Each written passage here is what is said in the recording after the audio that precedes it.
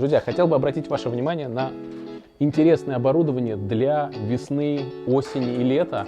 Крутая тема – это уличный газовый камин от российского бренда Балу. В чем он прост? Во-первых, доступная цена, во-вторых, максимально простой в использовании. Газовый баллон прячется внутри корпуса. Для того, чтобы подключить, все имеется, все необходимое есть.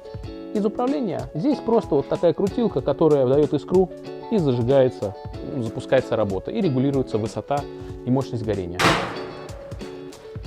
Удобная, простая штука, поставляется в маленькой коробке, -1. Собирать долго, но больше минусов нет.